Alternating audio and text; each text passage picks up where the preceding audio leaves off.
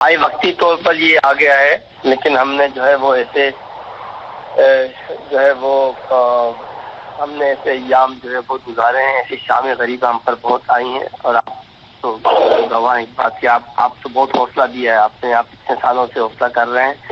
کچھ ہی دنوں میں دیکھیے گا یہ سب معاملے جو ہوئے ہیں سب جو ہے وہ مطلب ابھی تو جبر کا ایک دم تاریخ کیا انہوں نے ایک دن کے اندر، لیکن کچھ دنوں میں پاکستان سے لے کر کے لندن اور امریکہ تک اور تمام جو ہے وہ سب کارکنان اب دیکھیے گا بھائی کو بولنے مالے اپنے حبیب پاک سرکار دو عالم صلی اللہ علیہ وسلم کے خطبے جن لوگوں نے تیرے نام پہ اللہ کے نام پہ حضور صلی اللہ علیہ وسلم کے نام پہ پاکستان بنایا تھا، انہی کو یہ قتل کر رہے ہیں۔ اس پاکستان کو تو پوری کے سب پہ تباہ برباد کر دے۔ آمین آمین ثم آمین بھائی، ثم آمین آمین ثم آمین۔ انشاءاللہ بھائی آپ کی دعائیں یقیناً رنگ لائیں گی، یہی ہوگا۔ تقسیم در تقسیم مقدر ہے اس پاکستان کا انشاءاللہ۔ بھائی یہ تو نظر آ رہا ہے، بھائی جو ہو رہا ہے وہ یہی نظر آ رہا ہے کہ یہ آگے تقسیم ہوگا، پھر اور تقسیم ہوگا۔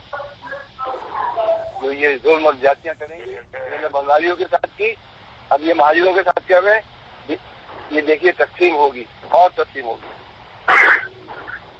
اب پورا حیدرآباد زونل آفس وہ جو لاک ہوتا ہے، لاک جس کو گرم کر کے پگھلاتے ہیں، وہ ڈال کے لاک کیا ہے، سیل کیا ہے، سیل کیا ہے۔ انہوں نے یہ پہلے بھی کیا تھا اور انشاءاللہ پھر کھولیں گے ہم office, unit office, sector office, ہمارے دلوں کو فیل نہیں کر سکتا۔ بھائی طبیعت کا خیال رکھیں، ہم ان آفسوں کو انشاءاللہ آپ کی موجودگی میں آپ انشاءاللہ اسرائیل سے بات کر سکتا ہے، ایران سے کر سکتا ہے، افغانستان سے کر سکتا ہے، بھارت سے کر سکتا ہے، بات کرو، ہماری مدد کریں، ہماری مدد کریں۔ غلطی ہو گئی، گناہ ہو گیا، اے ہندوؤں ہم نہیں سمجھے، ہم اس سازش کو نہیں سمجھے جو انگریز نے بنائی تھی، ہم اس کا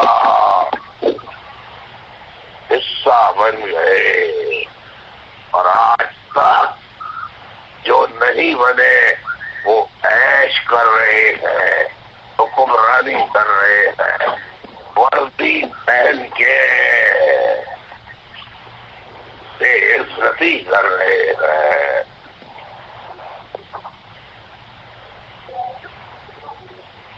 ہر کسی سے مدد مانگو، اللہ سے مانگو کہ ہر جگہ سے ہمارے لیے ذرائع پیدا کر دے۔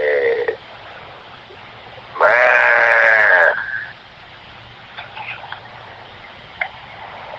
امریکہ ساتھ دے، اسرائیل ساتھ دے،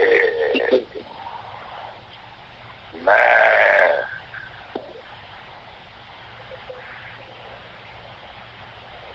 داعش، القاعدہ، طالبان اور اس کو پیدا کرنے والی ISI اور پاکستانی فوج کے خلاف بہت لڑنے کے لیے جاؤں گا۔